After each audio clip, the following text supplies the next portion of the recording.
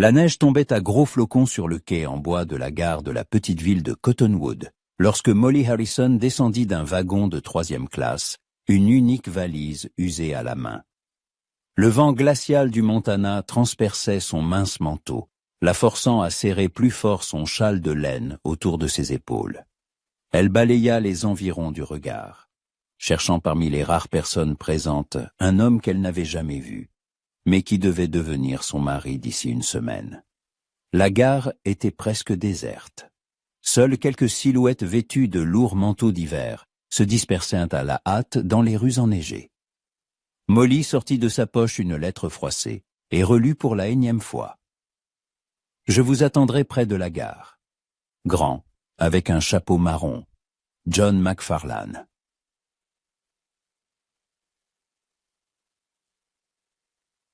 Mademoiselle Harrison?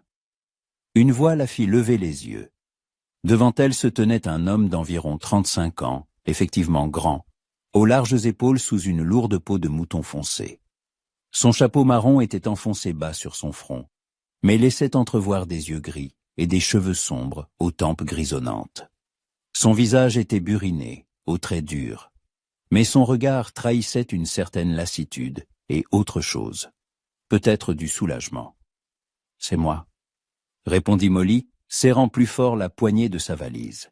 « Êtes-vous, monsieur McFarlane ?»« John », dit-il d'un ton bref en hochant la tête, et il tendit la main pour prendre son bagage. « Bienvenue à Cottonwood, mademoiselle Harrison. » Elle n'abandonna pas immédiatement sa valise, étudiant son visage. Dans ses lettres, il avait parlé simplement et honnêtement de sa ferme, de ses 2 filles qui avaient perdu leur mère 2 ans plus tôt, et du fait qu'il avait besoin d'une épouse pour l'aider à tenir le foyer et à élever les filles. Aucune effusion romantique, aucune promesse d'amour, seulement des considérations pratiques.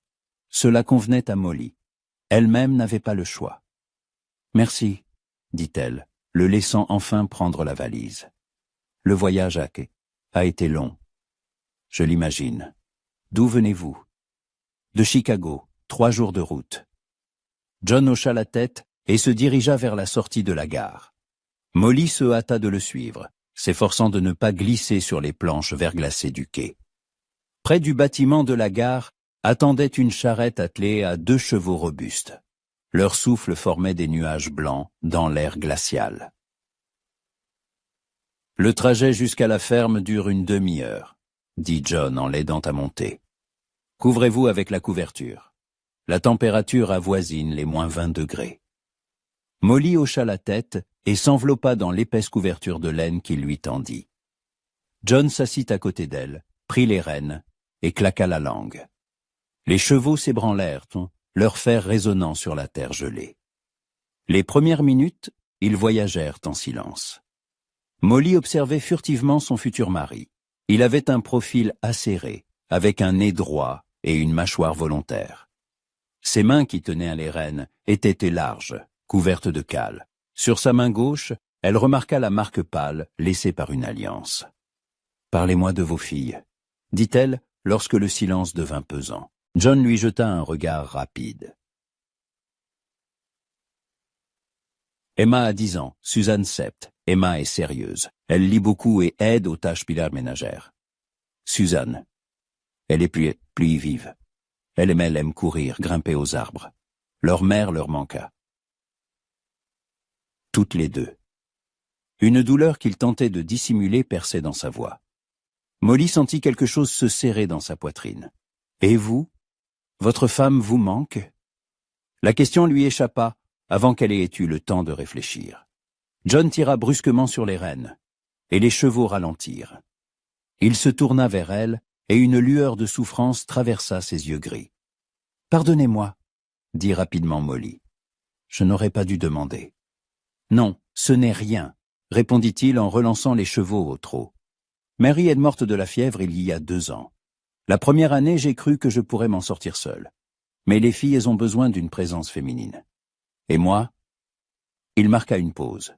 « J'ai besoin d'aide. La ferme est grande. Il y a beaucoup de travail. » « Je comprends. Et vous, pourquoi avoir décidé de venir ici ? Vous ne l'avez pas expliqué dans votre lettre. Molly serra les lèvres. Elle savait que cette question viendrait tôt ou tard. Dans ses lettres, elle avait seulement écrit qu'elle était veuve et cherchait une nouvelle vie. Mais la vérité était plus complexe et plus douloureuse. « Mon mari est mort il y a 6 mois, dit-elle lentement. Il a laissé des dettes. J'ai perdu ma maison, mon travail. Il n'y avait plus de place à Chicago pour quelqu'un comme moi. Que voulez-vous dire par quelqu'un comme vous ? Molly le regarda. Sa voix ne contenait aucun jugement, seulement de la curiosité. La femme d'un homme qui a perdu aux cartes tout ce que nous avions, et même plus. Une femme qui n'a pas su éloigner son mari de la bouteille et des tripots. En ville, tout le monde connaissait notre histoire. Et vous avez pensé que ce serait mieux ici ? J'ai pensé que ce serait plus honnête. Vous avez proposé un marché, un foyer et une protection en échange de la tenue de la maison et des soins aux enfants. Personne ne trompe personne. John hocha la tête. C'est juste. Mais je dois vous avertir. La vie à la ferme est dure. Surtout en hiver. Il y a beaucoup de travail et peu de distractions. Les plus proches voisins sont à 5 miles. Le travail ne me fait pas peur. Et je ne cherche pas de distraction. Que cherchez-vous alors ? Molly réfléchit à sa réponse. Que cherchait-elle ? La paix, le pardon, une chance de tout recommencer ? Un endroit où je peux être utile, dit-elle finalement, où l'on ne me jugera pas pour mon passé. Ici tout le monde a droit à un nouveau départ, répondit John. C'est la loi de la frontière. Devant eux, apparurent les lumières de la ferme. Une maison en bois de 2 étages, avec une large véranda, flanquée d'une grange et d'une écurie. Tout était solidement construit, mais on voyait que ces dernières années, une main d'homme n'avait pas toujours suffi à tout entretenir. Le porche avait besoin de réparation, la clôture était penchée par endroits. « Nous y voilà », dit John en arrêtant la charrette devant le perron. À ce moment, la porte d'entrée s'ouvrit brusquement et 2 petites filles apparurent sur le seuil. L'aînée, sans doute Emma, était grande pour son âge, avec les yeux sérieux de son père et des tresses sombres. La plus jeune, Suzanne, sautillait d'impatience, ses boucles blondes s'échappant de son bonnet de laine. « Papa !» cria Suzanne. « C'est elle ? C'est notre nouvelle maman ?»« Suzy !» la reprit sévèrement Emma. « Ne crie pas comme ça, tu vas lui faire peur. » John sauta de la charrette et tendit la main à Molly. « Les filles, je vous présente Mademoiselle Harrison. Dans 1 semaine, elle deviendra ma femme. » Molly descendit, les jambes légèrement tremblantes, de froid ou d'émotion. Elle s'approcha du perron et s'accroupit pour être à la hauteur des yeux des fillettes. « Bonjour, dit-elle doucement. Je m'appelle Molly, je suis très heureuse de vous rencontrer. » Suzanne s'approcha aussitôt. « Est-ce que vous savez faire des tartes et raconter des histoires? Et est-ce que vous avez de belles robes? »« Suzy !» la gronda de nouveau Emma. Mais la curiosité se lisait aussi dans ses yeux. « Je sais faire des tartes, » sourit Molly. « Je connais beaucoup d'histoires. Quant aux belles robes, je n'en ai pas beaucoup, mais j'en ai apporté une pour le mariage. »« On pourra la voir ?» demanda Suzanne. « Bien sûr, mais d'abord, entrons, sinon nous allons tous geler. » John prit sa valise et ouvrit la porte. « Entrez. La maison n'est pas luxueuse, mais elle est chaude. » Molly franchit le seuil et regarda autour d'elle. Un salon spacieux avec une grande cheminée où crépitait un feu joyeux. Des meubles simples mais robustes. Tout était propre. Mais on sentait l'absence d'une main féminine. Les rideaux étaient délavés. Des piles de papier traînaient sur une table et des jouets d'enfants gisaient dans un coin. « C'est joli, » dit-elle sincèrement. « C'est maman qui a cousu ces rideaux, » murmura Emma en regardant les fenêtres. « Elle devait être très douée, » répondit Molly, « et très belle, à en juger par la beauté de ses filles. » Emma rougit, tandis que Suzanne éclata de rire. « Papa aussi dit qu'on ressemble à maman. »« Il est temps de dîner, » dit John. Molly, votre chambre est en haut, au fond du couloir. Après le mariage... » Il s'interrompit et un silence gêné s'installa dans la pièce. « Après le mariage, nous nous arrangerons, » termina calmement Molly. Elle monta à l'étage avec les filles. La chambre était petite mais confortable, avec un lit, une commode et un fauteuil près de la fenêtre. Sur le rebord de la fenêtre se trouvait un petit vase. John avait visiblement tenté de créer une atmosphère accueillante. « Papa a apporté ces fleurs de la serre de Madame Connor, » dit Emma. « Il voulait que ça vous plaise. »« C'est très gentil de sa part, » répondit Molly, sentant une douce chaleur dans sa poitrine. Le dîner se déroula dans un silence relatif. John avait préparé un repas simple.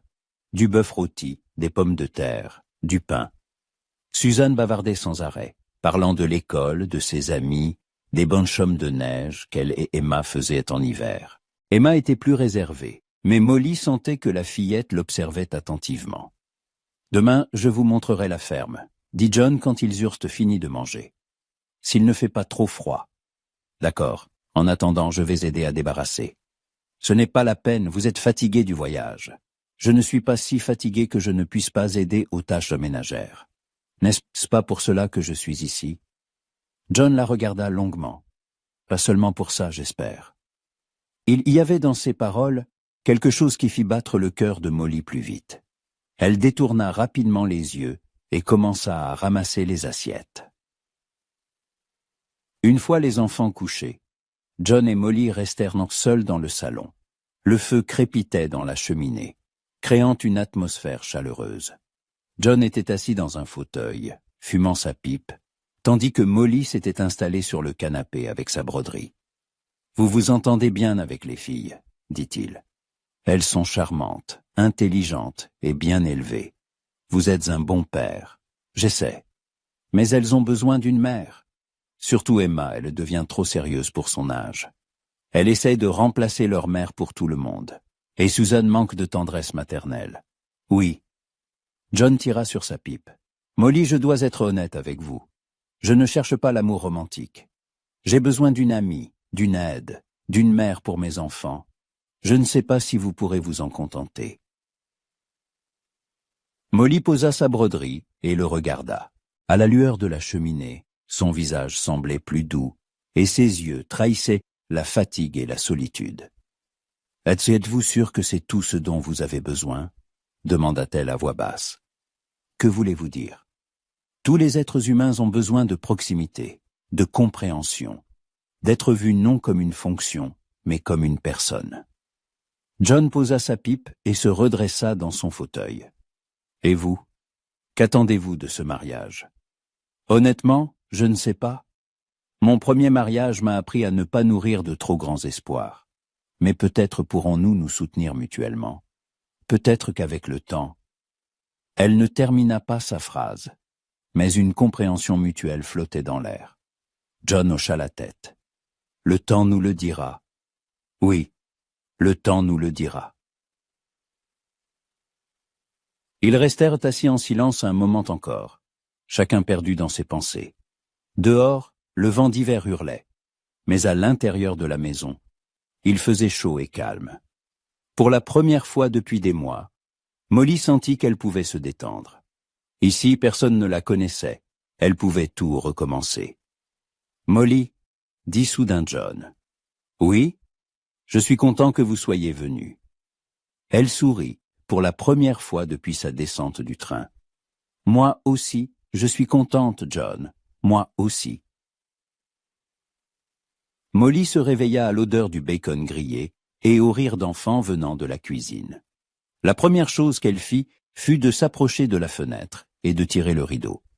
Il avait encore neigé pendant la nuit, et le monde entier derrière la vitre semblait d'un blanc pur et immaculé. Le soleil se levait à peine sur les champs enneigés, colorant le ciel de teintes rose pâle. Elle se lava rapidement à l'eau froide de la cruche, tressa ses cheveux châtains en une natte soignée, et enfila une simple robe de laine bleu foncé, l'une des rares qui lui restaient.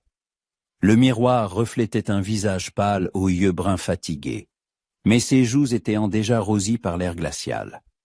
Molly s'examina d'un œil critique. La robe lui allait bien, soulignant sa taille fine, mais le tissu était passablement usé. Cependant, pour la vie à la ferme, c'était peut-être même mieux. En descendant à la cuisine, elle vit John près du poêle. Il était déjà en tenue de travail, un pantalon robuste, une chemise à carreaux et un gilet.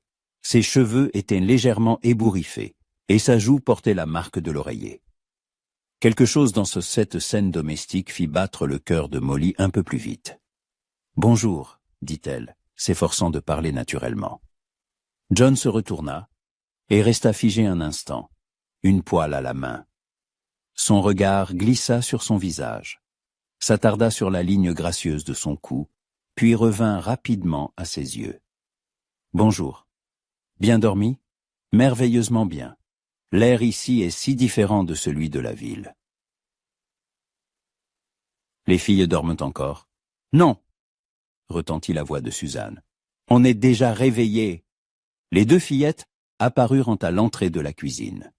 Suzanne courut aussitôt vers Molly et lui serra fort les jambes. « Bonjour, tante Molly. Papa a dit qu'on pouvait vous appeler tante pour l'instant. »« Bonjour, mon petit soleil, » sourit Molly en caressant la tête de la fillette. Emma se tenait un peu à l'écart, mais un espoir timide se lisait dans ses yeux.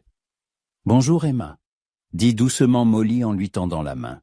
« Comment as-tu dormi ?»« Bien, merci. » répondit doucement la fillette, mais elle lui prit la main.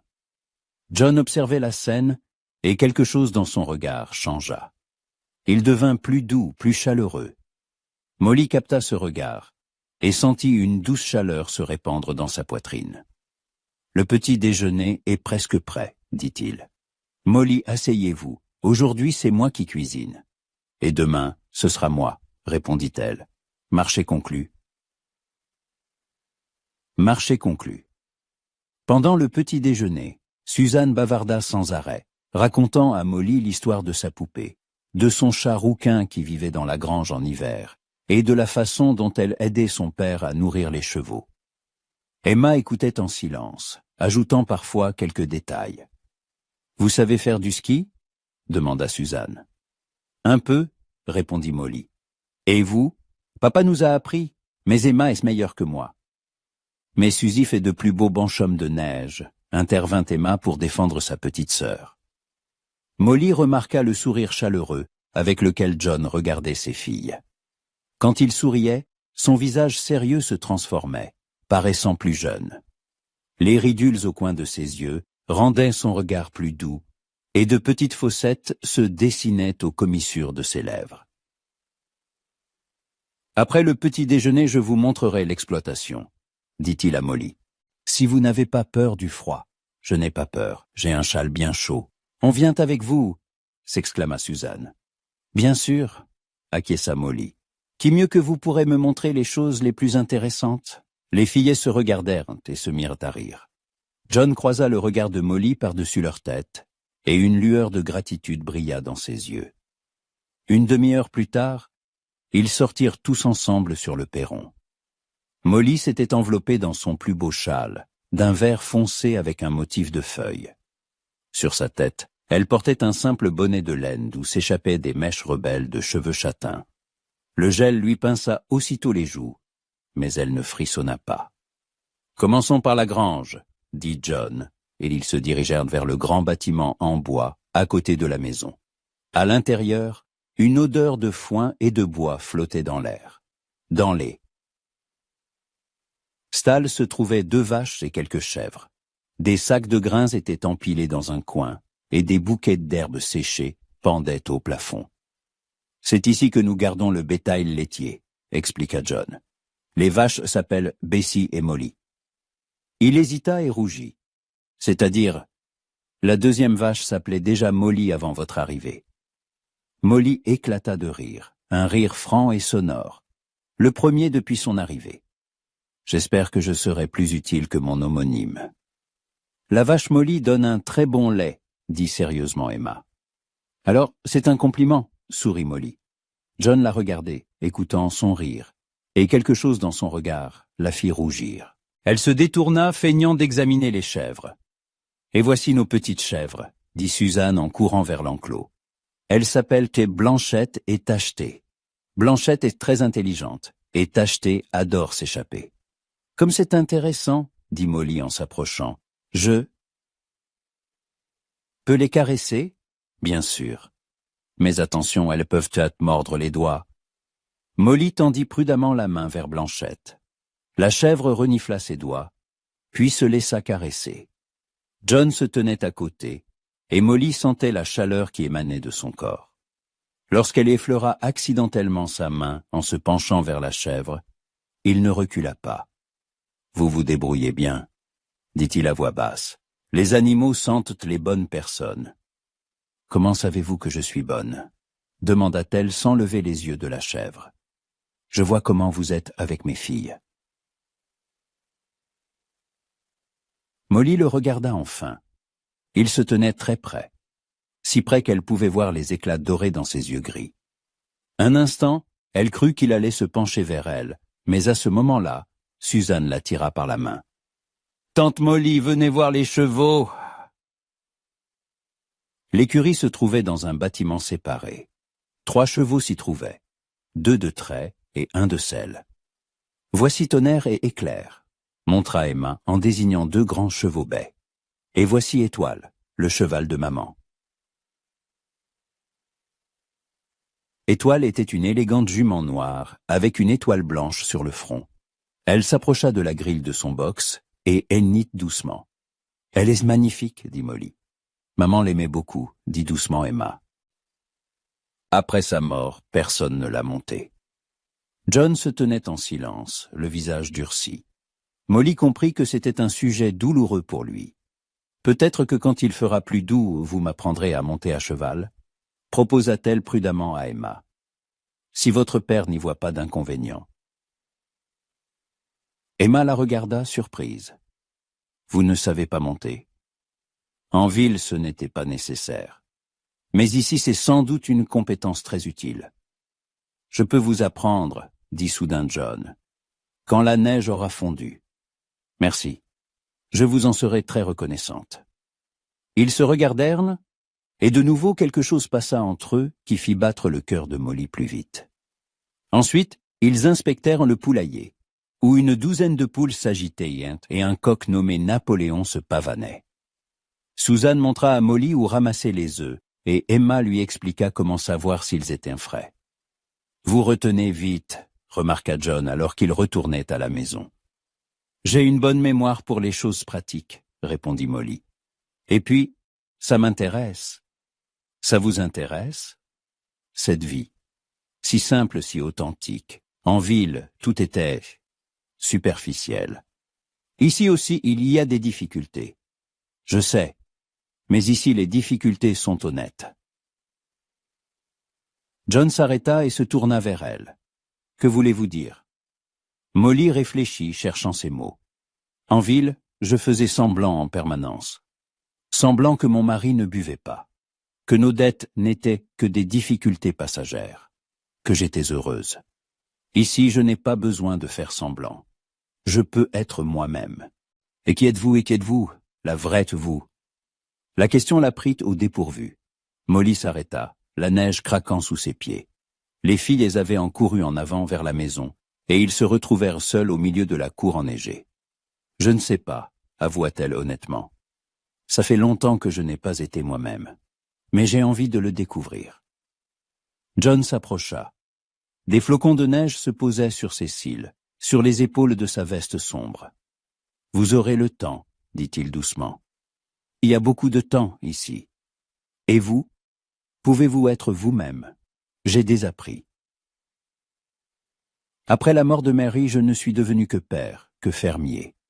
J'ai oublié ce que c'était d'être simplement un homme. Peut-être pourrons-nous nous aider mutuellement à nous souvenir de qui nous sommes. » John la regarda longuement, sérieusement. Puis il hocha lentement la tête. Peut-être. Ils se tenèrent si près que Molly pouvait voir chaque ride sur son visage, sentir son souffle. Son cœur battait à tout rompre, et elle comprit qu'elle voulait qu'il la touche. Pas comme un futur mari de convenance, mais comme un homme qu'elle commençait à désirer. « Papa, tante Molly, venez vite !» cria Suzanne depuis le perron. Le charme était rompu. John recula d'un pas, et Molly rajusta son châle, essayant de cacher son trouble. À l'intérieur, une surprise les attendait. Susan avait traîné une grande boîte de jouets de sa chambre. « Je veux vous montrer toutes mes poupées », annonça-t-elle. L'heure suivante, Molly la passa par terre dans le salon, à jouer avec les filles.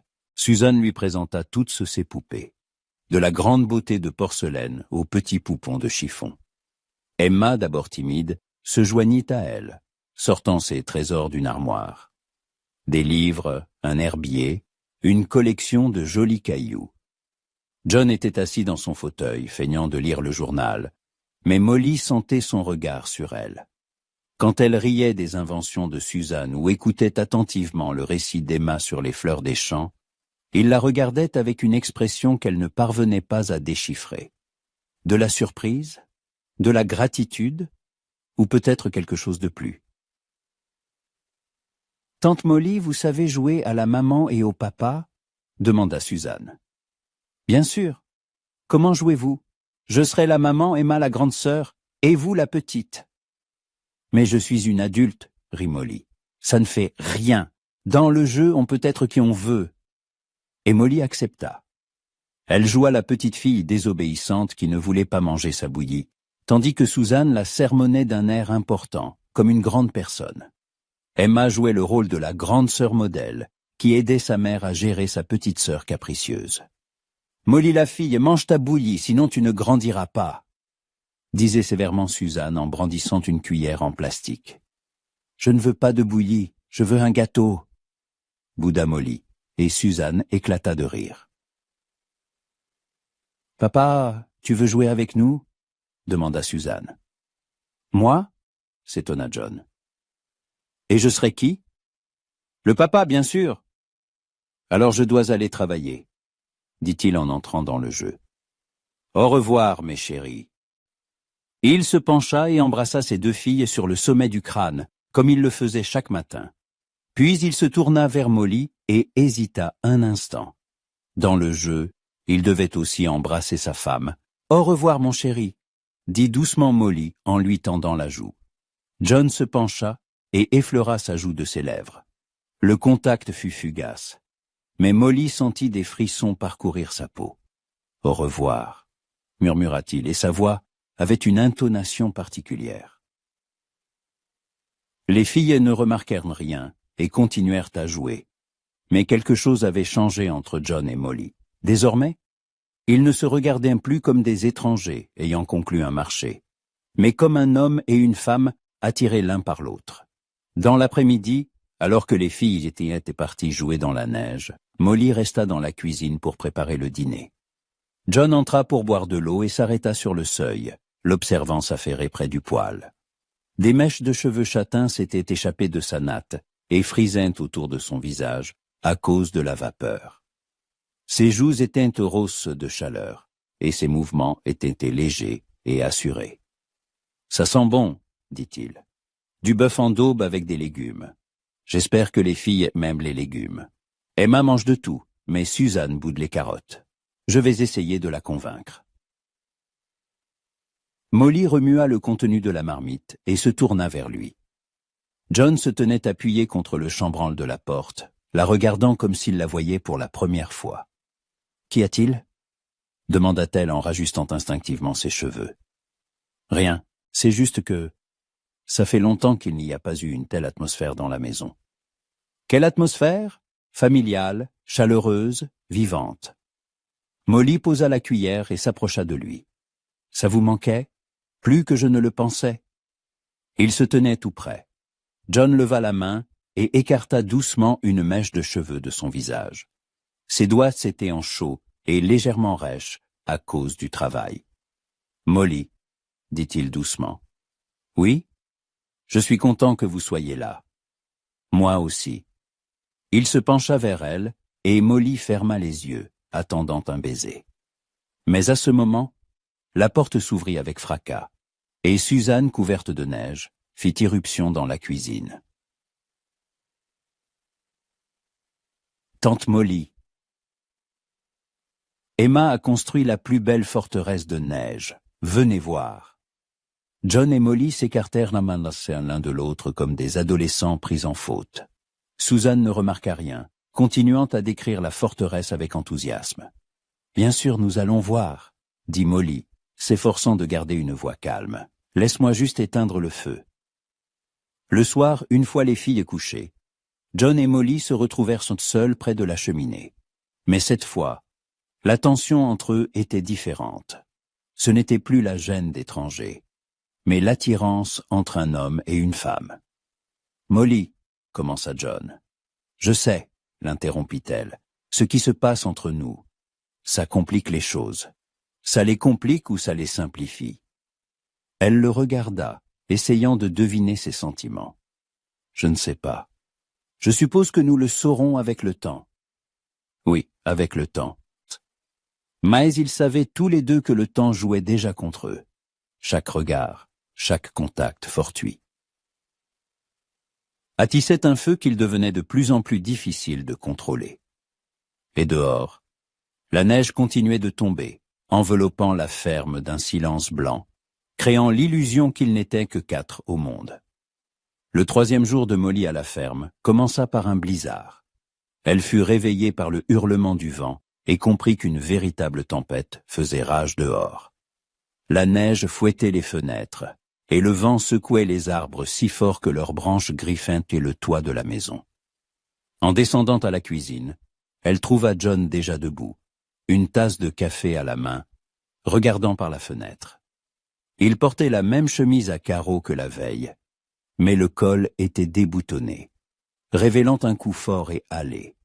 Ses cheveux étaient en désordre, comme s'il y avait passé la main à plusieurs reprises. « Bonjour », dit-elle doucement pour ne pas réveiller les filles.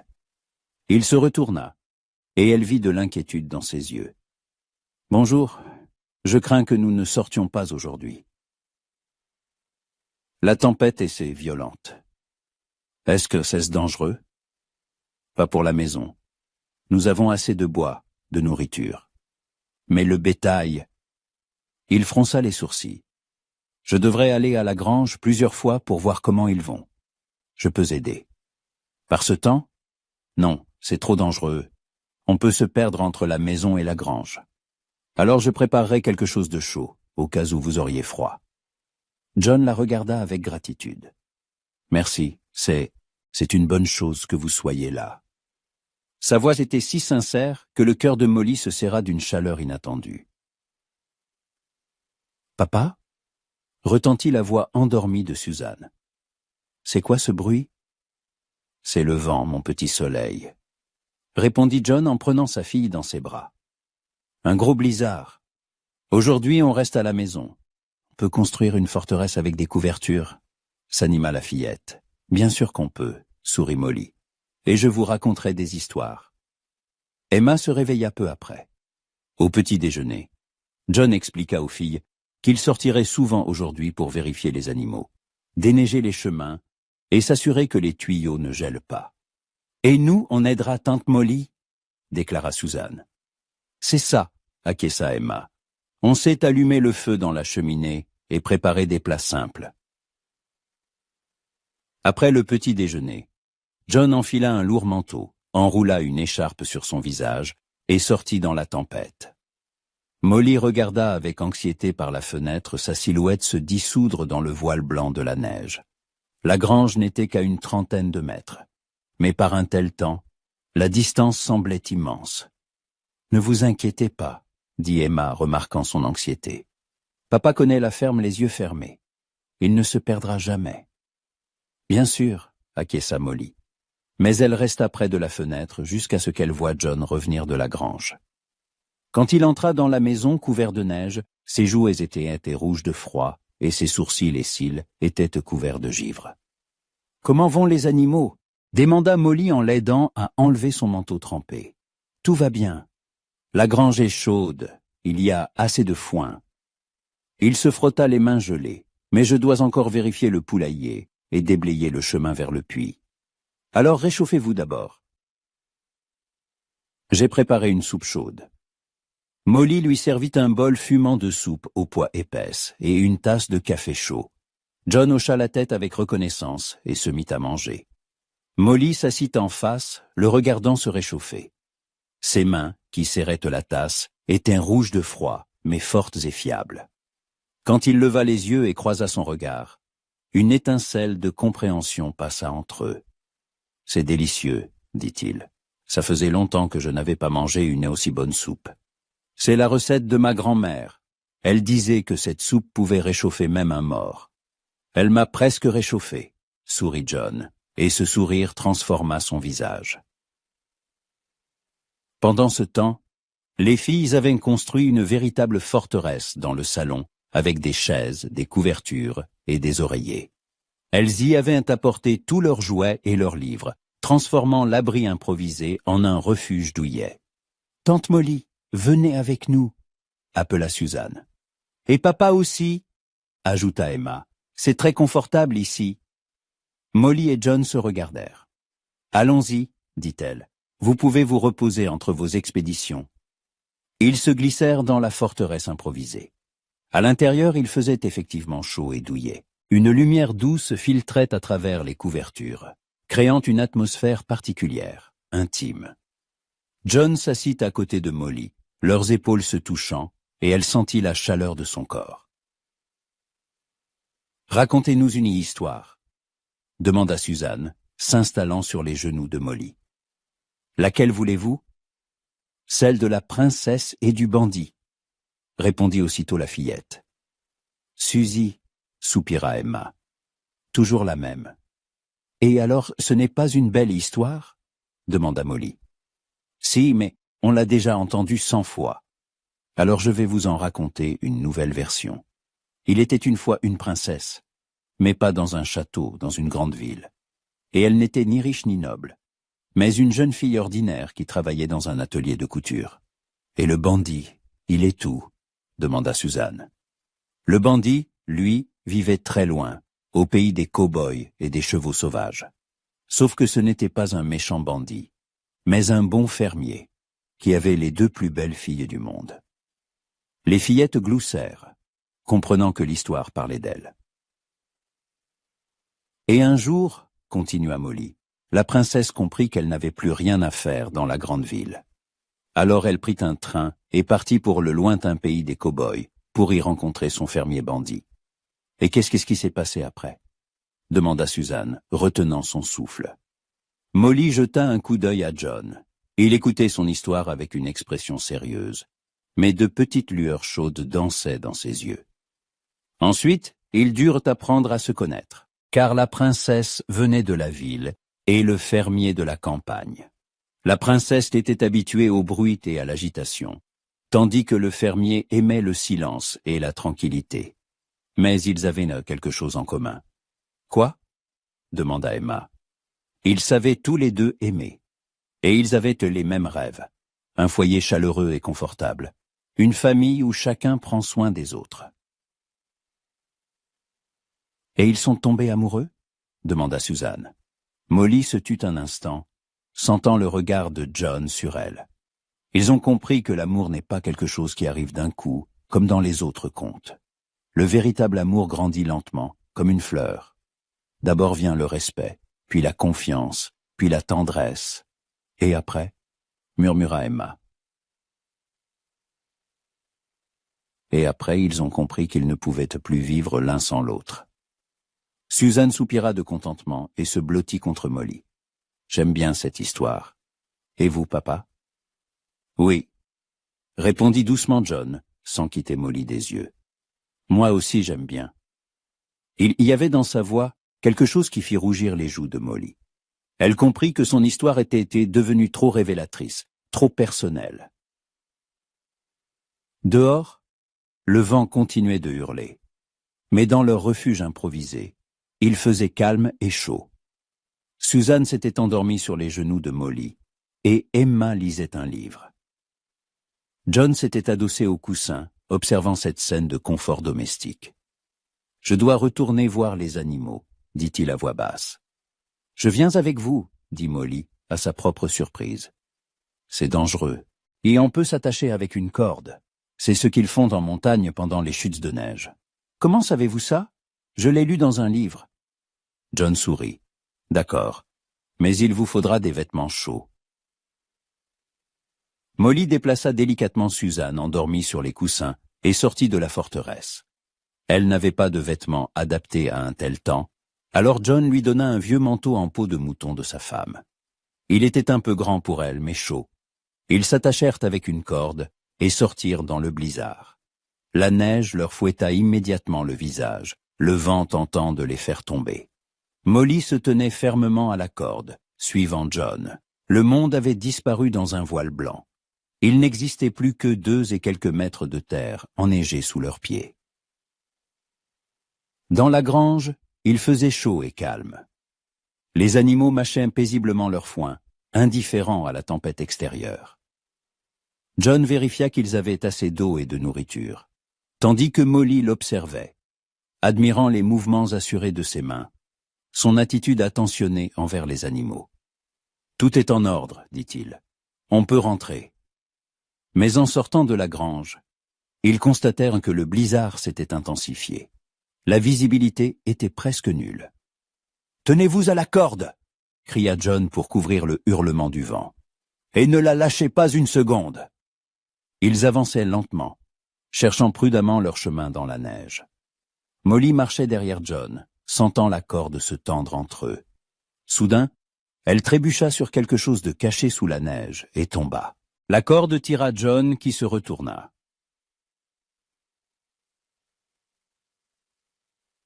Molly, il revint vers elle et l'aida à se relever.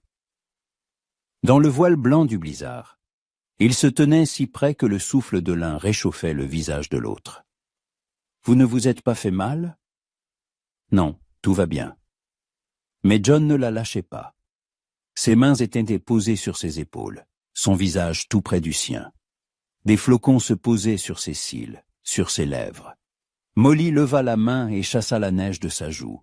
Sa main s'attarda sur son visage, et il ferma les yeux, se pressant contre sa paume. « Molly, » dit-il, sa voix presque dissoute dans le hurlement du vent. « Je sais. Nous devons rentrer à la maison. » « Oui. » Mais aucun d'eux ne bougea. Ils se tenaient au cœur de la tempête, et il semblait que le monde entier avait disparu, ne laissant que 2. John se pencha vers elle, et Molly sut qu'il allait l'embrasser. Et elle sut qu'elle le désirait plus que tout au monde. Leurs lèvres s'effleurèrent presque quand une rafale de vent faillit les renverser. Le charme était rompu. « La maison, » dit John, et sa voix était pleine de détermination. « Nous devons atteindre la maison. » Ils atteignirent le perron en se tenant l'un à l'autre. À l'intérieur, il faisait chaud et lumineux, et on entendait les voix des filles. Mais alors qu'ils secouaient la neige dans l'entrée, la tension crépitait toujours entre eux. « Merci d'être venu avec moi, » dit John en l'aidant à enlever le manteau trempé. « Nous sommes une équipe, » répondit Molly. « N'est-ce pas? »« Oui, une équipe. » Mais dans la façon dont il prononça ce mot, il y avait plus qu'un simple partenariat. Le soir, une fois les filles couchées, ils se retrouvèrent assis près de la cheminée. Le blizzard dehors se calmait peu à peu, mais ils étaient toujours coupés du monde extérieur. John réparait un harnais et Molly cousait, raccommodant une chemise d'enfant déchirée. « John, » dit-elle sans lever les yeux de sa couture. « Oui, ce qui s'est passé aujourd'hui pendant la tempête, Molly, ce n'est pas la peine. Si, c'est la peine. » Elle posa sa couture et le regarda. « Nous ne pouvons pas prétendre qu'il n'y a rien entre nous. » John posa le harnais et se redressa dans son fauteuil. « Et qu'y a-t-il entre nous? Une attirance, une sympathie, peut-être le début de quelque chose de plus. Ça complique notre relation, ou ça la simplifie. » Molly se leva et s'approcha de lui. « John, je ne vous demande pas de me promettre l'amour, ni d'oublier votre femme, mais ce qui grandit entre nous est réel et honnête. » John se leva aussi. Ils se tenaient maintenant très près, et à la lueur de la cheminée. Ses yeux paraissaient presque noirs. Et si ce n'était que de la solitude? Demanda-t-il doucement. Et si nous prenions un besoin de proximité pour quelque chose de plus? Et si ce n'est pas le cas? Il leva la main et toucha son visage, suivant du doigt la ligne de sa pommette. Je ne veux pas vous faire de mal. Et moi je ne veux pas vivre dans une maison où nous ne serions que des partenaires. Que proposez-vous? De l'honnêteté.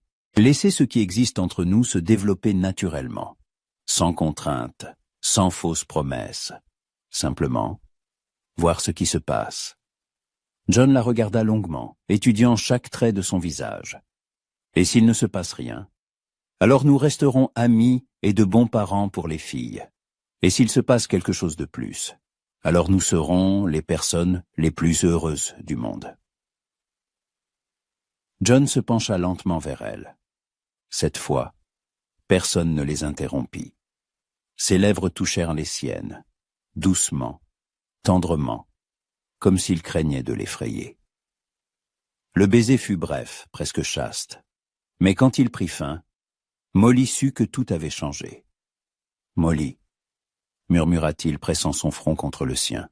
« Je sais », répondit-elle, « je le sens aussi. » Ils restèrent ainsi longtemps, enlacés, écoutant le crépitement du bois dans la cheminée et le hurlement apaisé du vent dehors. Pour la première fois depuis 2 ans, John ne se sentait pas seul. Pour la première fois depuis des mois, Molly se sentait désirée non comme une employée, mais comme une femme. « Nous ne devons pas nous précipiter, » dit-il enfin. « Bien sûr, nous avons le temps. Les filles, elles vous aiment déjà, Molly. Elles voient en vous une mère. Mais il leur faut du temps pour s'habituer à l'idée qu'il pourrait y avoir plus entre nous. Nous ferons les choses bien, promit-elle. Pour elle et pour nous, le lendemain matin, le blizzard s'était calmé, et le soleil illuminait un monde couvert de neige fraîche. John se réveilla le cœur léger pour la première fois depuis longtemps. Dehors, tout scintillait et brillait, et dans la maison flottait une odeur de café et de brioche fraîchement cuite. En descendant à la cuisine, il vit Molly près du poêle. Elle portait une simple robe grise, les cheveux tressés, mais pour lui, elle était plus belle que n'importe quelle citadine. Quand elle se tourna et lui sourit, son cœur manqua un battement. « Bonjour », dit-elle, « bonjour ». Ils se regardèrent et dans ce regard, il y avait une nouvelle compréhension, une nouvelle proximité. « Papa !» retentit la voix de Suzanne. « Regardez comme la neige est belle, Elle est vraiment belle, acquiesça John, mais il ne regardait pas par la fenêtre. Il regardait Molly. Et elle le regardait en pensant que, peut-être, son conte de la princesse et du fermier bandit pourrait avoir une fin heureuse. Une semaine s'était écoulée depuis la fin du blizzard, et la relation entre John et Molly changeait, discrètement mais sûrement. Chaque matin, leurs regards se croisaient dans la cuisine, pleins d'une chaude compréhension. Chaque soir, ils s'asseyaient plus près l'un de l'autre près de la cheminée. Leurs mains se frôlaient accidentellement en se passant la vaisselle, et ces contacts duraient un peu plus longtemps que nécessaire. Les filles ne remarquaient rien, ou faisaient semblant de ne rien remarquer. Suzanne continuait de sauter autour de Molly, lui racontant tout et n'importe quoi, tandis qu'Emma se dégelait progressivement, lui demandant de plus en plus souvent conseil ou aide. Le mercredi, Molly se rendit en ville pour la première fois. John attela le traîneau, et ils partirent pour Cottonwood acheter des provisions et du tissu pour sa robe de mariée. Les filles restèrent à la maison. Emma était enrhumée, et Suzanne ne voulait pas laisser sa sœur seule. « Il y a une demi-heure de route jusqu'à la ville, » dit John en quittant la ferme. « La route est bonne, mais elle peut être glissante par endroits. » Molly hocha la tête, s'enveloppant dans une couverture chaude. Elle portait le même manteau en peau de mouton que Mary, et John la regardait furtivement à plusieurs reprises. Molly le remarqua. « Cela vous dérange de me voir dans ces vêtements ?» demanda-t-elle doucement. John réfléchit un instant. Au début, c'était étrange, mais maintenant cela semble juste, comme si Mary approuvait. « Vous pensez qu'elle m'aurait approuvé ? » « Oui, Je pense que vous seriez devenus amis. Sa voix ne contenait ni douleur ni regret, seulement d'une douce tristesse pour le passé et un espoir pour l'avenir. Cottonwood se révéla être une ville typique de la frontière. Une rue principale, quelques magasins, un saloon, une église, une école. Les maisons, principalement d'en bois, étaient construites de manière pratique et solide. Les gens dans les rues se déplaçaient sans hâte, se saluant les uns les autres. « C'est une petite ville », remarqua Molly. « Mais tout le monde se connaît. Ça a ses avantages et ses inconvénients. »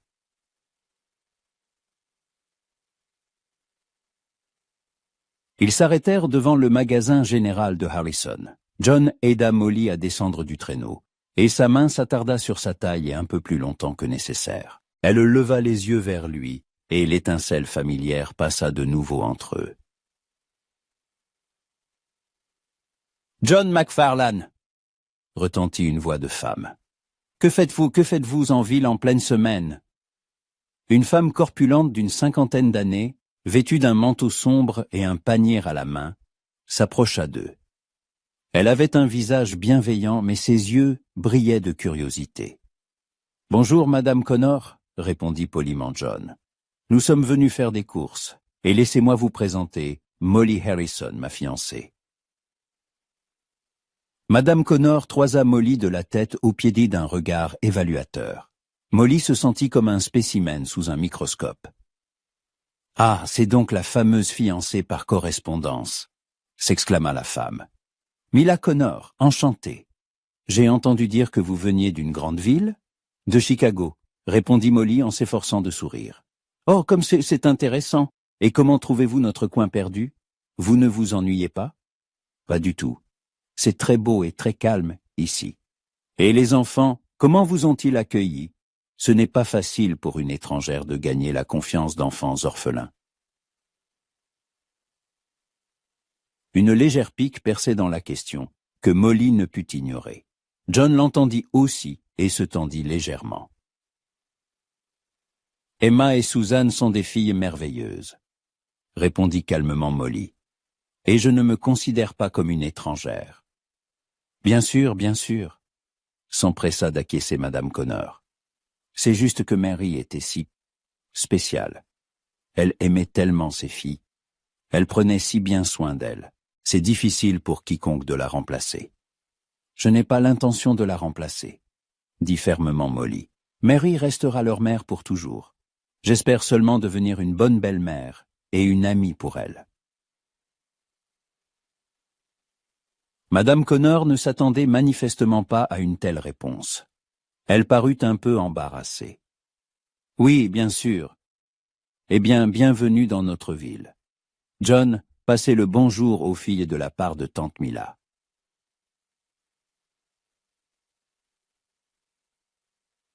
Quand elle fut partie, John dit d'un ton d'excuse. « N'y prêtez pas attention. Mila est une bonne femme, mais elle aime les commérages. De plus, elle était une amie proche de Mary. Je comprends, et je ne suis pas en colère. C'est naturel que les gens m'évaluent. Et que verront-ils une fois qu'ils vous auront évalué? » Molly le regarda dans les yeux. « Une femme qui souhaite sincèrement vous rendre heureux, vous et vos filles. Alors ils auront de la chance. » Dans le magasin, ils furent accueillis par Harrison lui-même, un homme âgé à la barbe grise. Il se montra beaucoup plus aimable que Madame Connor. « Molly !» s'exclama-t-il. « Quelle coïncidence! Deux Molly dans la même ville, et toutes deux liées à la famille McFarlane. »« Deux Molly ?» s'étonna-t-elle. « Oui, la vache de John s'appelle aussi Molly, » rit le vieil homme. « N'est-ce pas, John ?» John rougit. La vache a été nommée ainsi bien avant, c'est-à-dire que c'est une coïncidence. Une bonne. « Coïncidence, » sourit Molly. « J'espère que je serai au moins aussi utile. » Pendant que John achetait les provisions, Molly choisissait le tissu pour sa robe de mariée. Harrison lui montra plusieurs rouleaux.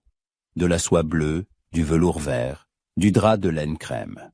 « Et ce tissu-ci vient d'arriver de San Francisco, » dit-il en déroulant un rouleau de laine d'un bleu tendre avec un fin motif floral. « Très joli, et la couleur ira bien avec vos yeux. Combien coûte-t-il? Demanda Molly, bien qu'elle fût déjà tombée amoureuse de ce tissu. Harrison annonça le prix, et le visage de Molly se décomposa. C'était beaucoup trop cher. Prends-le, dit John en s'approchant. Il te va bien. Mais c'est trop cher. Molly, dit-il en lui prenant la main, tu vas devenir ma femme. Je veux que tu aies une belle robe. Mais, pas de mais. Il se tourna vers Harrison. Emballez-le. Quand ils sortirent du magasin, Molly était émue.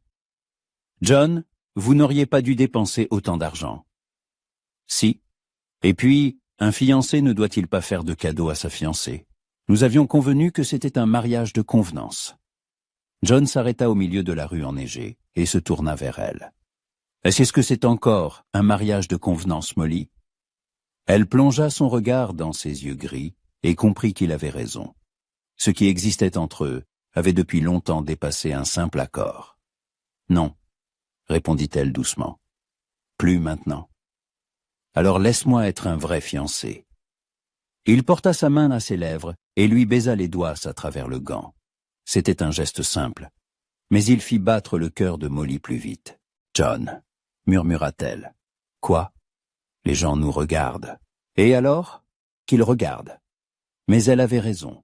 On les regardait vraiment. Des fenêtres des magasins, des perrons des maisons. Dans une petite ville, l'arrivée d'une nouvelle femme était toujours un événement. Sur le chemin du retour, ils voyagèrent en silence. Mais c'était un silence heureux et confortable. Molly pensait à la robe bleue qu'elle coudrait pour le mariage, à la façon dont sa vie avait changé en 2 semaines. John pensait à sa belle prestance en ville, à la dignité avec laquelle elle avait répondu à la provocation de Madame Connor. Molly, dit-il alors que la ferme apparaissait au loin. Oui? Je suis fier de toi, de la façon dont tu te comportes, dont tu parles aux gens, aux filles. Merci. Cela signifie beaucoup pour moi. Et toi, tu ne regrettes pas d'être venu ici? Molly réfléchit à sa réponse. Regrettait-elle? La vie en ville, les lieux familiers, le quotidien? Non, dit-elle fermement. Je ne regrette pas. Ici, je me sens utile, vivante, vraie. Même malgré la curiosité des voisins. La curiosité des gens existe partout, mais ici elle semble plus bienveillante. En ville, on médisait de moi avec méchanceté. Ici, c'est avec intérêt. Tu as raison. Ici, les gens prennent soin les uns des autres. À la maison, un grand remue-ménage les attendait. Suzanne était assise par terre dans le salon et pleurait bruyamment, tandis qu'Emma tentait de la calmer. « Que s'est-il passé ?» demanda John inquiet. « Elle a cassé la tasse de maman », expliqua Emma en sanglotant, la bleue avec les petites roses. John pâlit. Molly savait que cette tasse était spéciale. Mary y buvait son café chaque matin. « Je ne l'ai pas fait exprès », sanglotait Suzanne. « Je voulais juste me verser du lait, et la tasse a glissé. »« Chut, chut, mon petit soleil », dit Molly en s'accroupissant à côté de la fillette et en la serrant dans ses bras. « Les accidents, ça arrive à tout le monde. »« Mais c'était la tasse préférée de maman », sanglota Suzanne. « Maintenant, papa va être fâché contre moi. »« Papa n'est pas fâché contre toi », dit fermement Molly en jetant un regard à John.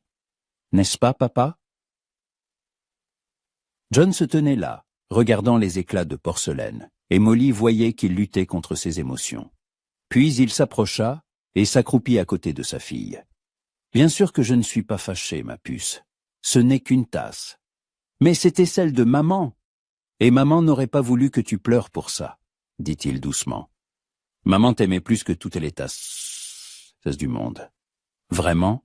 Bien sûr que c'est vrai. » Suzanne se calma, mais Molly voyait que c'était difficile pour John. Quand les filles partirent jouer, elle s'approcha de lui. « Vous avez mal, » dit-elle. « C'est stupide, n'est-ce pas, d'être contrarié pour une tasse cassée. Ce n'est pas stupide. Cette tasse gardait un souvenir. Oui, chaque matin, en la voyant sur la table, je me souvenais de Mary, assise avec près de la fenêtre, regardant le lever du soleil. » Molly lui prit la main. « Le souvenir n'est pas dans la tasse, John. Il est dans votre cœur, dans le cœur des filles. Personne ne peut le briser. Je sais, mais quand même, ça fait mal, et c'est normal. Ils se tenaient là, main dans la main, et Molly pensait à la complexité de la relation avec la mémoire des défunts. Mary faisait partie de cette maison, de cette famille, et elle, Molly, ne voulait pas effacer ce souvenir. Elle voulait lui trouver une place dans leur nouvelle vie. « John, » dit-elle, « et si on gardait les morceaux, pourquoi faire?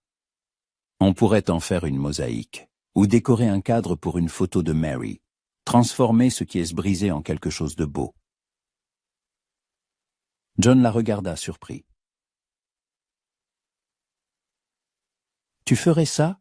Bien sûr. Mary était la mère de vos filles. Elle mérite qu'on se souvienne d'elle avec beauté. Molly ?» La voix de John était empreinte de surprise et d'admiration. « Comment peux-tu être si généreuse? »« Parce que je vous aime, » répondit-elle sans réfléchir. Les mots lui avaient échappé et flottaient maintenant dans l'air. Molly prit peur. N'était-il pas trop tôt pour parler d'amour? « Pardon, » dit-elle rapidement. « Je n'aurais pas dû... » « Non, » l'interrompit John. « Ne t'excuse pas. » Il s'approcha, prit son visage entre ses mains. « Moi aussi je t'aime, Molly. Je ne sais pas quand c'est arrivé. Peut-être ce premier soir quand tu racontais une histoire aux filles. Ou peut-être quand tu es sorti avec moi dans le blizzard. Mais je t'aime. » Vraiment, vraiment. Il l'embrassa, et dans ce baiser, il y avait tout. La tendresse, la passion, une promesse. Molly sentit son cœur se remplir de bonheur. « J'avais si peur, » murmura-t-elle quand le baiser prit fin. « Peur de quoi?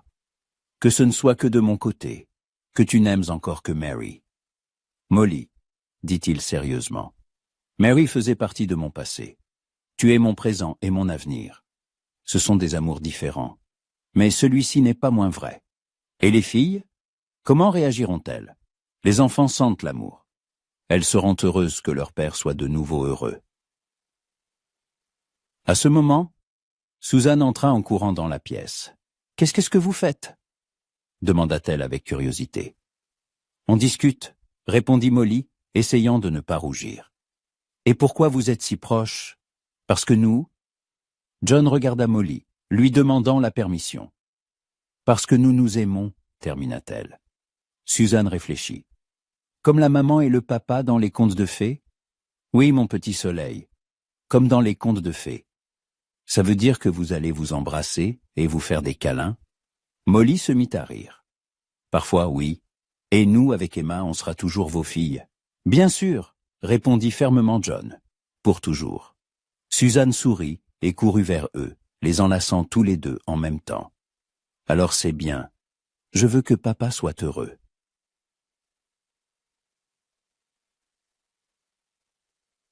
Emma apparut sur le seuil et observa la scène en silence. Molly lui tendit la main. « Emma, viens avec nous. » La fillette s'approcha lentement, le doute dans les yeux. « Et qu'adviendra-t-il de maman ?» demanda-t-elle doucement. « Si vous aimez tante Molly, est-ce que vous oublierez maman ?» John s'accroupit pour être à sa hauteur. « Emma, ma chérie, le cœur d'un homme peut aimer beaucoup de gens. J'aimerai toujours maman. Mais ça ne veut pas dire que je ne peux pas aimer Molly. L'amour ne s'épuise pas, il ne fait que grandir. » Vraiment, vraiment.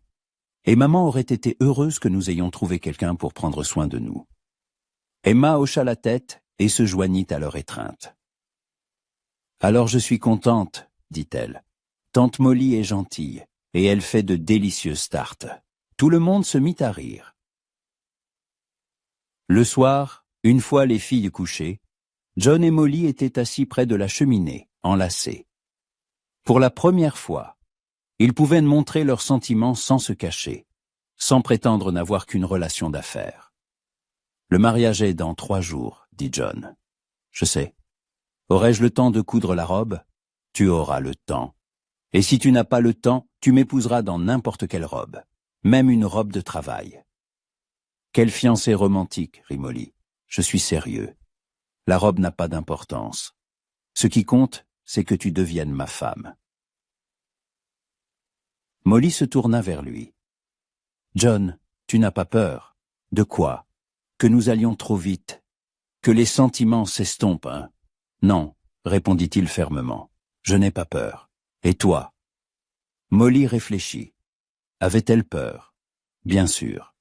Son premier mariage n'avait pas été heureux, mais ce qu'elle ressentait pour John était complètement différent. Plus profond, plus honnête, plus vrai. Un peu, avoua-t-elle, mais pas au point de renoncer au bonheur. Alors nous y arriverons, ensemble, nous pouvons tout surmonter. Il l'embrassa, et Molly comprit qu'il avait raison. Quoi que l'avenir leur réserve, ils l'affronteraient ensemble.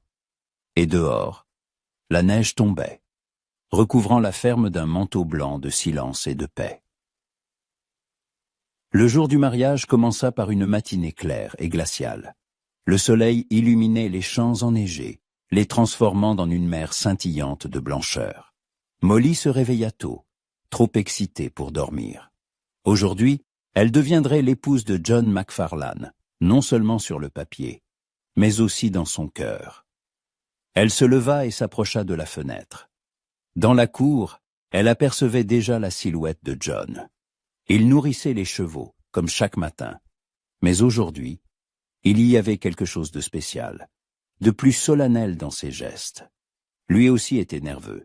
Sur une chaise près de la fenêtre était suspendue sa robe de mariée, bleue, avec un fin motif floral, qu'elle avait cousu en 3 jours presque sans interruption. Une coupe simple mais élégante, cintrée à la taille, avec de longues manches et un décolleté modeste. Molly passa la main sur le tissu doux. Jamais de sa vie, elle n'avait porté quelque chose d'aussi beau. « Tante Molly » murmura une voix derrière la porte.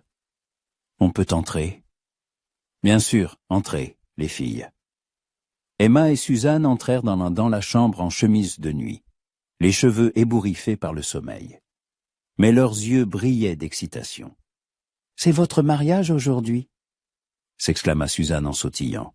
« Oui, mon petit soleil, aujourd'hui je vais devenir votre vraie maman. »« Belle-mère » corrigea Emma, mais sans aucune froideur. « Nous n'avons eu qu'une seule maman, mais une belle-mère, c'est bien aussi. Dans les contes, les belles-mères sont méchantes, mais vous êtes gentille. » Molly s'accroupit devant la fillette et lui prit les mains. « Emma, je n'essaierai jamais de remplacer votre mère, mais je vous aimerai comme mes propres filles. Je le promets. »« Je sais, » répondit doucement Emma. « Vous nous aimez déjà, ça se voit. » Susan serra le cou de Molly dans ses bras. « On peut vous aider à vous préparer. On veut que vous soyez la plus belle des mariées. Bien sûr que vous pouvez, mais d'abord, allons prendre le petit déjeuner. La journée va être longue. » Dans la cuisine, elles découvrirent que John avait déjà préparé le petit déjeuner. Des œufs au plat, du bacon, du pain frais. Il portait sa plus belle chemise et un pantalon sombre, les cheveux soigneusement peignés. « Bonjour ma fiancée », dit-il, des étincelles joyeuses dansant dans ses yeux. « Bonjour mon fiancé », répondit Molly, sentant ses joues rosir. Ils prirent leur petit déjeuner en essayant de parler de choses banales. Mais tous deux ne pensaient qu'à une chose. Dans quelques heures, ils seraient mari et femme. « À quelle heure arrive le révérend Edwards ?» demanda Molly. « À 2 heures. Madame Connor a promis de venir plus tôt pour aider aux préparatifs. Et les invités, la famille Harrison, les Connor, l'institutrice Mademoiselle Prior, le docteur Cameron et sa femme. Une dizaine de personnes en. Tout. Ce n'est pas beaucoup, mais ce sont nos amis, ceux qui sont vraiment heureux pour nous. » Après le petit déjeuner, John partit à la grange, disant qu'il avait des choses à faire. Les filles emmenèrent Molly dans sa chambre et se mirent à l'aider à se préparer. Suzanne lui brossait les cheveux, tandis qu'Emma disposait la robe et les accessoires sur le lit. Molly n'avait pas beaucoup de bijoux, seulement de simples boucles d'oreilles en perles héritées de sa grand-mère et une fine chaîne en or. « Et le bouquet ?» demanda Suzanne. « Une mariée doit avoir un bouquet. »« En hiver, il n'y a rien pour faire un bouquet, ma chérie, » répondit Molly. « Si, il y a, » dit Emma d'un air mystérieux. Papa a eu une idée.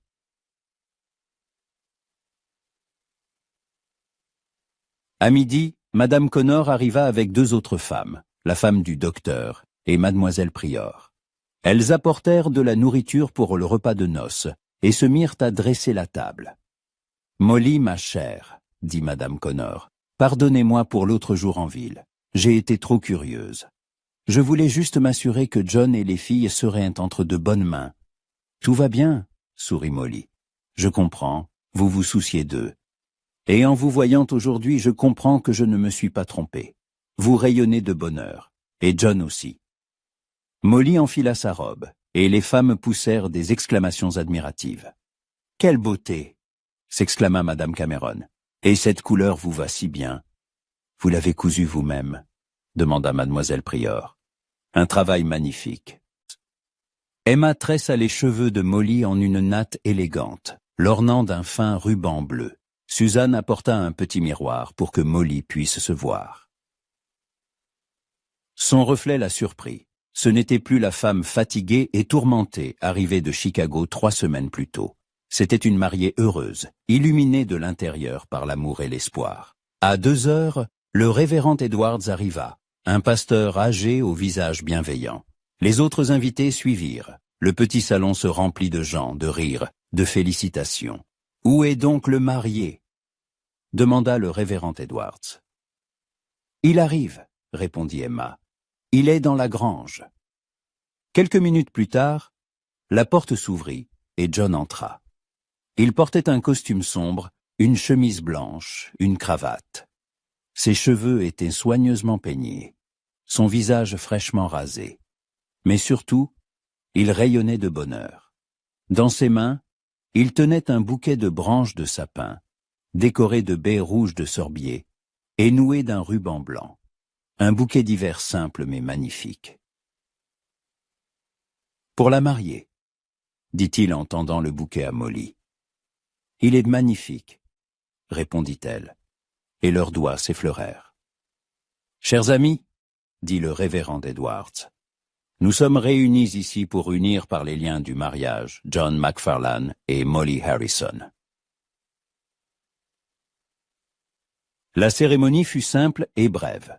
Ils se tenaient devant la cheminée, main dans la main, tandis que le pasteur lisait les paroles traditionnelles. Les invités étaient disposés en demi-cercle, les filles se tenant près de leur père. « John, » dit le révérend Edwards, « prenez-vous Molly ici présente pour votre légitime épouse, pour l'aimer et la chérir, dans la joie et dans la peine, dans la richesse et la pauvreté, dans la santé et la maladie, jusqu'à ce que la mort vous sépare. »« Oui, je le veux, » répondit fermement John, regardant Molly dans les yeux. « Molly, prenez-vous John ici présent pour votre légitime époux, pour l'aimer et le chérir, dans la joie et dans la peine, dans la richesse et la pauvreté, dans la santé et la maladie, jusqu'à ce que la mort vous sépare. »« Oui, je le veux, » répondit Molly, la voix tremblante d'émotion. « Avez-vous les alliances ?» John sortit de sa poche 2 simples anneaux en or. L'un, fin pour femme, l'autre, plus épais, pour homme.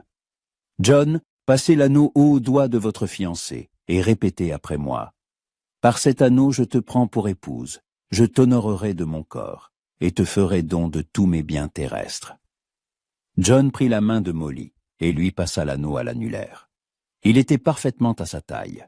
« Par cet anneau je te prends pour épouse, je t'honorerai de mon corps et te ferai don de tous mes biens terrestres. » Molly, passez l'anneau au doigt de votre fiancé et répétez les mêmes paroles. Les mains de Molly tremblaient légèrement en passant l'anneau au doigt de John, mais sa voix était ferme. « Par cet anneau je te prends pour époux, je t'honorerai de mon corps et te ferai don de tous mes biens terrestres. Par le pouvoir qui m'est conféré par l'Église et par la loi du territoire du Montana, je vous déclare mari et femme. John, vous pouvez embrasser la mariée. » John fit un pas vers Molly, prit son visage entre ses mains et l'embrassa tendrement, mais avec toute la passion qu'il avait si longtemps contenue. Les invités applaudirent et s'exclamèrent. Suzanne sautillait de joie. et Emma souriait à travers ses larmes. « Je vous présente Monsieur et Madame McFarlane », annonça solennellement le révérend Edwards. L'heure suivante se passa en félicitations, en étreintes, en vœux de bonheur. Les femmes s'affairaient autour de la table, les hommes tapaient sur l'épaule de John, les enfants couraient entre les invités. « Comme vous êtes belle, ma chère », dit Madame Connor en serrant Molly dans ses bras. « Le bonheur vous va si bien. Merci. Pour tout, pour votre aide, pour votre soutien. John est un homme bon, il mérite le bonheur après tout ce qu'il a traversé. Je m'efforcerai de le rendre heureux, et lui, de vous rendre heureuse. Ça se voit à la façon dont il vous regarde. » Molly se retourna et vit que John la regardait effectivement, avec une telle tendresse et un tel amour que son cœur déborda de bonheur. Pendant le repas, Harrison porta un toast aux jeunes mariés, que leur mariage soit long et heureux, que leur maison soit remplie de rires d'enfants et leur champ de riches récoltes. Aux jeunes mariés, reprirent les invités. Le docteur Cameron se leva à son tour. John, mon ami, nous sommes tous heureux de te revoir heureux. Et à toi, Molly, bienvenue dans notre grande famille. Cottonwood est une petite ville, mais nous avons de grands cœurs. Emma se leva soudainement. Je peux dire quelque chose aussi. Tout le monde se tut. Tante Molly. Je veux dire maman Molly. Merci d'avoir fait rire papa à nouveau. Et merci de nous avoir aimés, Suzy et moi. Nous aussi, on vous aime. Des larmes montèrent aux yeux de Molly. Elle se leva et serra la fillette dans ses bras. Merci ma chérie. Ce sont les plus belles paroles que j'ai jamais entendues. Suzanne se leva aussi. Et moi je veux dire que maintenant on est de nouveau une vraie famille. Et que maman Molly fait les meilleures tartes du monde. Tout le monde rit. Vers la fin de l'après-midi, les invités commencèrent à partir. Le révérend Edwards fut l'un des derniers. « Que Dieu vous bénisse, mes enfants, » dit-il en partant. « Je vois que j'ai uni deux cœurs aimants. Soyez heureux. »« Merci, révérend, » répondit John, « pour tout. » Quand les derniers invités furent partis, le silence s'installa dans la maison. Les filles aidaient Netta débarrasser, puis allèrent en se coucher.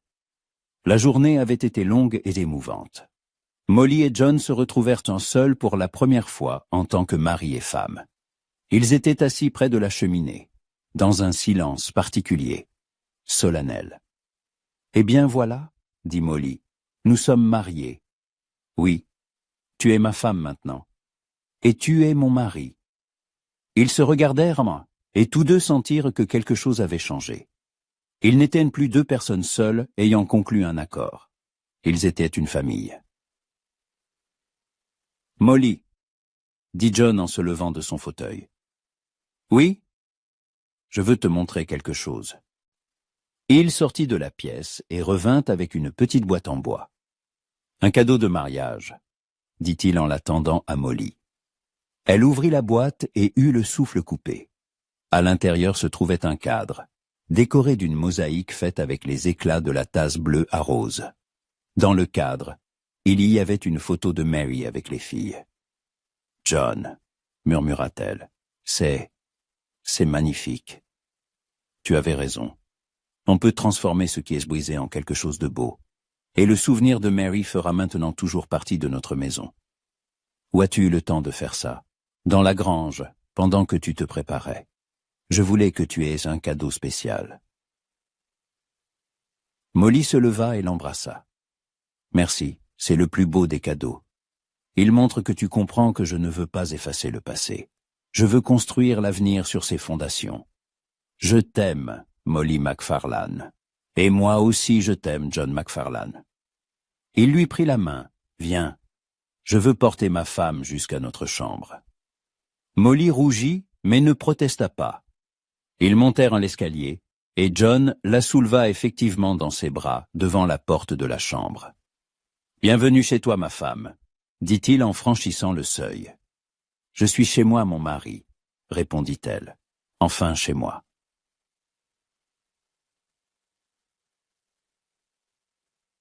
La chambre était éclairée par la douce lueur d'une lampe à pétrole.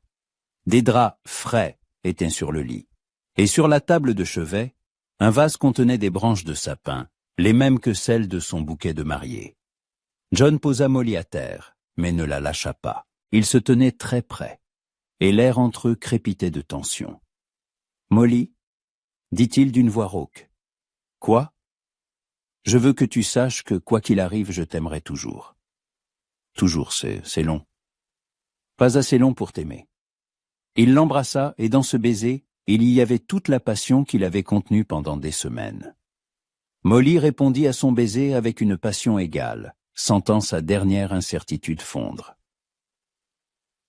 C'était leur nuit de noces, le début de leur vraie vie commune, et tandis que le vent d'hiver hurlait dehors et que les bûches crépitaient dans la cheminée, ils devinrent enfin véritablement un. Le matin, Molly se réveilla dans les bras de son mari. Le soleil d'hiver illuminait la chambre, et de la cuisine provenaient les bruits et les odeurs du petit déjeuner. Les filles s'étaient levées plus tôt et préparaient une surprise pour les nouveaux mariés. « Bonjour, Madame McFarlane », murmura John à son oreille. « Bonjour, Monsieur McFarlane. » Elle se tourna vers lui, et il vit dans ses yeux un bonheur total, inconditionnel. « Tu regrettes ?» demanda-t-il. « Quoi ? D'avoir épousé un fermier cow-boy. Pas une seconde. Et toi, tu regrettes d'avoir épousé une fille de la ville. Jamais. D'en bas retentit la voix de Suzanne. Maman Molly, papa, le petit déjeuner est prêt. Ils se regardèrent et se mirent à rire. Notre nouvelle vie commence, dit Molly. Notre nouvelle vie, acquiesça John en embrassant sa femme. Et dehors, la neige continuait de scintiller au soleil, recouvrant la ferme où vivait désormais une famille heureuse de 4 personnes. Mars apporta les premiers signes du printemps. La neige formait encore une épaisse couche, mais le soleil chauffait déjà différemment, et les stalactites du toit goûtaient en un joyeux concert. Molly se tenait près de la fenêtre de la cuisine, observant John réparer la clôture du poulailler. Un mois de vie conjugale les avait tous deux changés. Elle n'était plus la femme de la ville tendue arrivée en hiver, et il n'avait plus l'air d'un homme portant tout le poids du monde sur ses épaules. « Maman Molly, regardez !» Suzanne entra en courant dans la cuisine, agitant une feuille de papier. « J'ai dessiné notre famille. » Molly prit le dessin et sourit. 4 silhouettes se tenaient devant la maison. Un grand homme avec un chapeau, une femme en robe bleue et 2 petites filles. Au-dessus de la maison, le soleil brillait de tous ses feux, et des fleurs poussaient tout autour. « C'est très joli, mon petit soleil. Mais pourquoi as-tu dessiné des fleurs? C'est encore l'hiver. Parce que le printemps arrive bientôt. Et au printemps, on plantera un jardin. Papa l'a promis. » Emma entra dans la cuisine, un livre à la main. En un mois, elle avait visiblement changé, devenant plus ouverte, riant plus souvent. Parfois, Molly croisait son regard et y lisait une telle gratitude que son cœur se serrait de tendresse. « Et moi, je lis sur les différentes fleurs, dit Emma en montrant le livre. Il est écrit que dans notre climat, les roses, les pivoines et les lys poussent bien. Parfait. Nous allons faire un plan pour le jardin. » Molly retourna à la préparation du déjeuner. En un mois, elle avait appris toutes les préférences culinaires de John, savait qu'il buvait son café très fort et aimait sa soupe épaisse. Lui, de son côté, avait retenu qu'elle n'aimait pas les plats trop salés et préférait le thé au café le soir. Ces petites connaissances mutuelles tissaient l'intimité de la vie de famille. Elle savait qu'il se levait à l'aube et allait d'abord voir les animaux. Elle savait que le soir, il aimait lire à la lueur de la lampe à pétrole. Il savait qu'elle chantait en cuisinant, qu'elle avait l'habitude d'enrouler une mèche de cheveux autour de son doigt quand elle réfléchissait. « Ça sent divinement bon », dit John en entrant dans la cuisine. Ses joues étaient rougies par le froid, et des étincelles joyeuses dansaient dans ses yeux. « Que prépare ma merveilleuse épouse ?»« Votre tarte aux pommes chanées préférée, Monsieur McFarlane », répondit Molly en se tournant vers lui avec un sourire. Il s'approcha, l'enlaça par la taille et l'embrassa sur la joue. Ces marques de tendresse étaient devenues naturelles pour eux. Les filles s'étaient habituées à voir leurs parents s'embrasser et se faire des câlins. Ce matin en ville, j'ai rencontré le docteur Cameron, dit John. Il vous passe le bonjour et nous invite à déjeuner dimanche. C'est gentil. Comment va Madame Cameron? Bien. D'ailleurs, elle attend un enfant. Le docteur rayonne comme un sou neuf. Molly sentit un léger pincement au cœur. En un mois de mariage, John et elle n'avaient jamais parlé d'enfant, mais elle y pensait parfois. C'est une merveilleuse nouvelle, dit-elle. Je lui transmettrai mes félicitations quand nous la verrons. John remarqua la légère ombre qui avait traversé ses yeux. Molly, à quoi penses-tu? Elle se retourna vers le poêle, remuant une sauce. C'est juste que le docteur Cameron attend son premier enfant à 40 ans. Et moi j'en ai déjà 28 si nous voulons des enfants. Si nous voulons? John la fit se tourner vers lui. Tu veux un enfant? Et toi? J'ai demandé le premier. Molly soupira. Oui, j'en veux un, mais je ne sais pas si tu es prêt pour un autre enfant.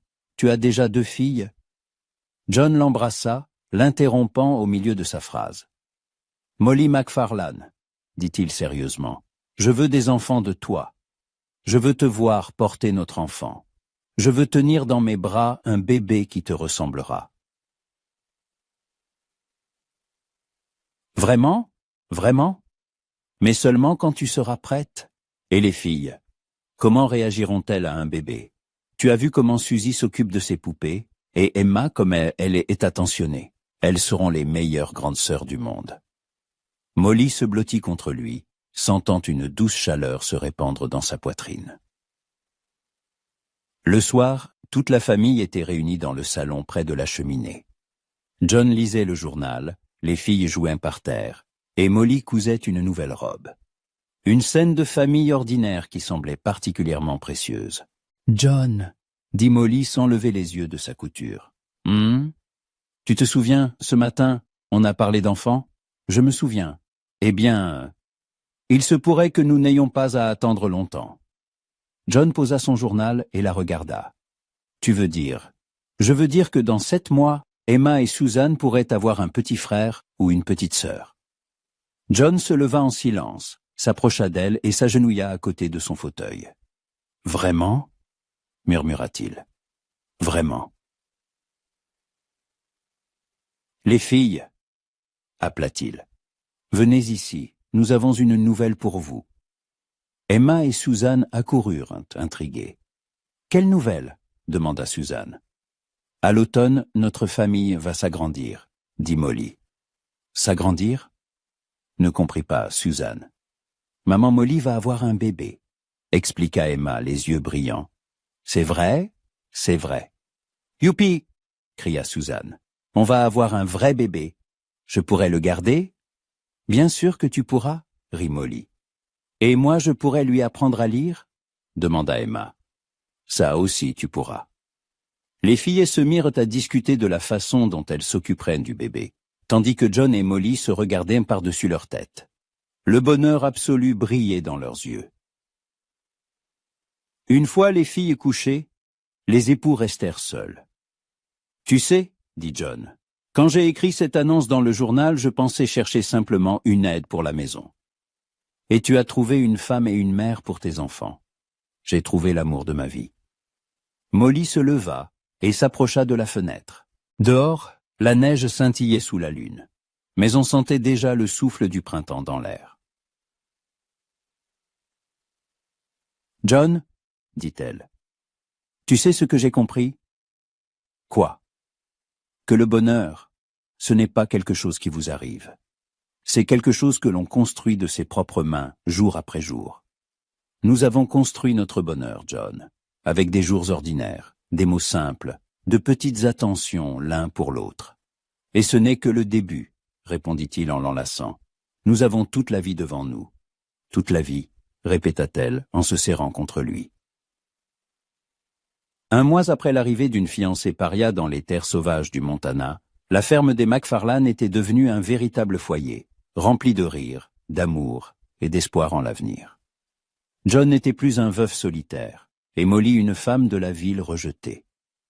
Ils étaient devenus une famille, une vraie famille solide, prête à affronter main dans la main toutes seules les joies et les épreuves de la vie. Et dehors, la neige fondait doucement, promettant un printemps proche, de nouveaux commencements et des possibilités infinies pour l'amour. Got him. Oh my. Oh my. No, one jet. Blah. Hey, we could aim for goal 3. I don't think so.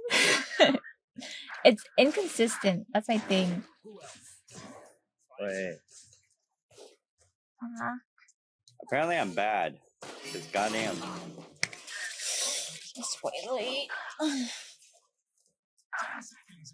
No, I can't hit nothing now. What the fuck?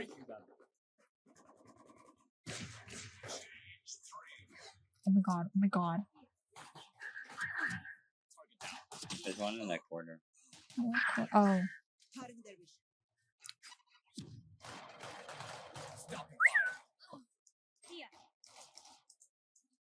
Never mind, there's not.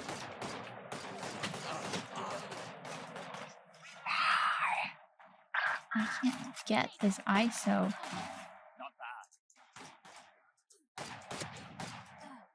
Bro, what? I'm taking these cups off. See, already.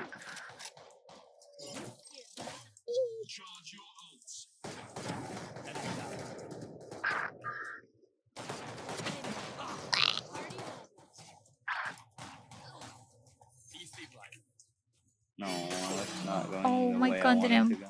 pull out faster. Dude, this ISO just one-shots me every time. Oh, marmalade. Someone a lot in this rank doesn't know how to shoot at the head. Me being me being them. I'm trying to like not panic as much. But I panic. Oh. Like that. Like that. It's you and I'm trying to be like Alexander. Man, shit. Destabilizing. Making cover. Ooh! Above you. I'm just on Respawn Simulator. Ah! Ah! I don't know if I'm like. This Reina is pissing me off.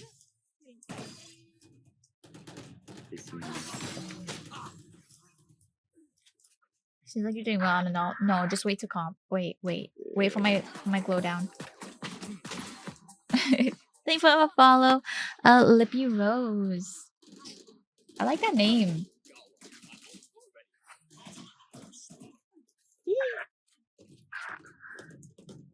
You guys think I could kill this right now? Hold on. God.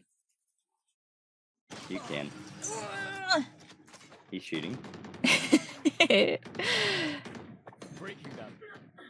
I think I actually hit that with the finger. And then I. No.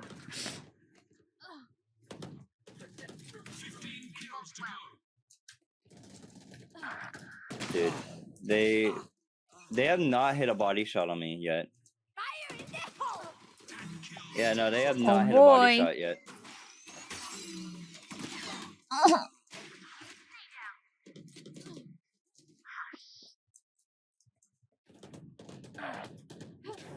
There we go. There's 2 body shots and an instant headshot. Oh my god, so many people.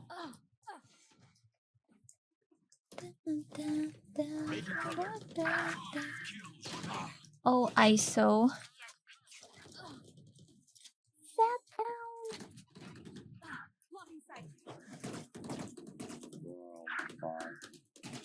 Oh no.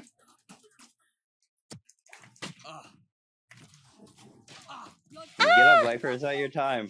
Yeah,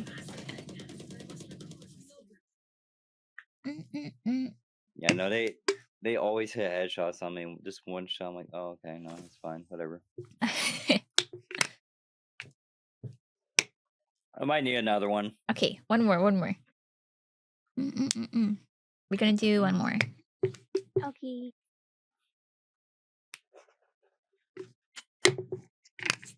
Big boy. I was gonna put on these contacts. I don't even know where they are actually. I'd say don't No. play with contacts in, because I'm not. I always end up taking them out. I think they're Exactly. like too big for my eye shape. I don't know where they are. Cause they're like wrinkled. They're the Sego contacts. Oops, sorry. Like the circle lenses that make your eyes a bit bigger. I was gonna say, do they have different contact sizes, or Yes.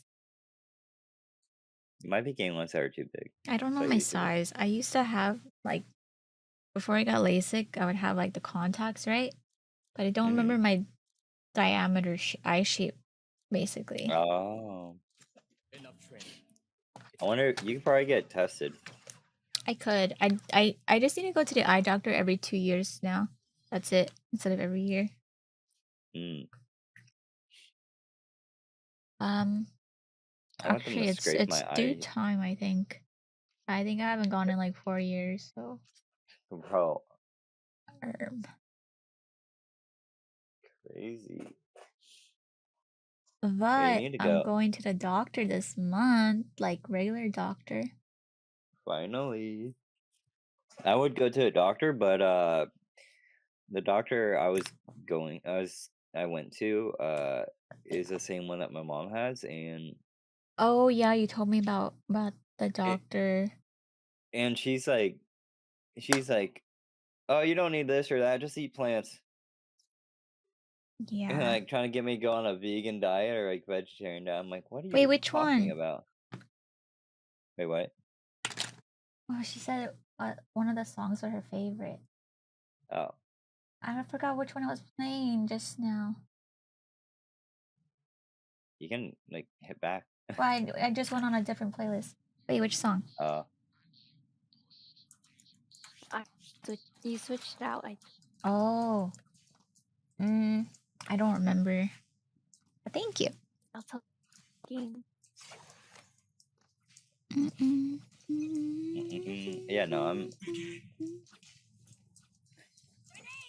Show me a target.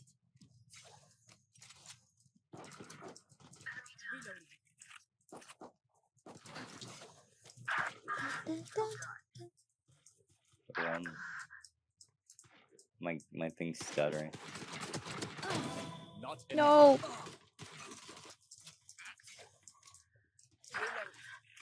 You know what? I'll try Bandit. Oh, I forgot about the bandit. I'm not gonna lie.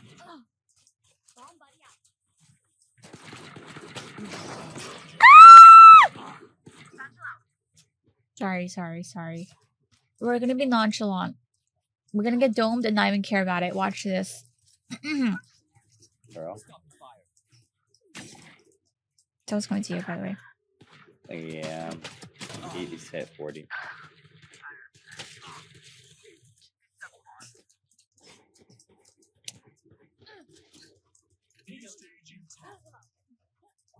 Oh.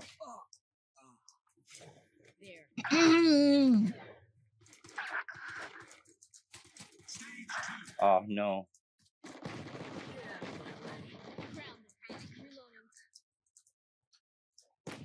You know why? My 145, nice. Destabilizing. Two of you. Enemy down.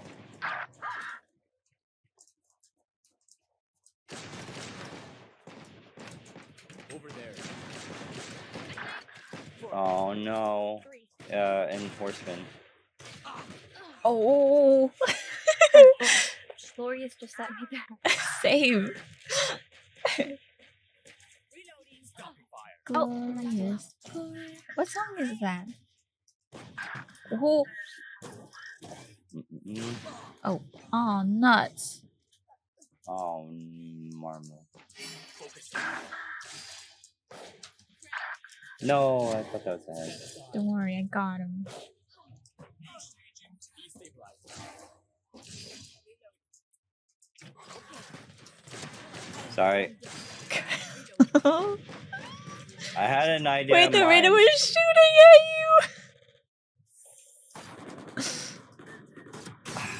It's because he was gonna miss a shot anyway. you. What? He was up here. Oh. Sorry. Oh my god. Oh, I want to see if I can knife it. Knife for the Bimbot? No.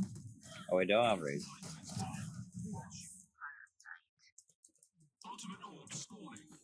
Breaking them.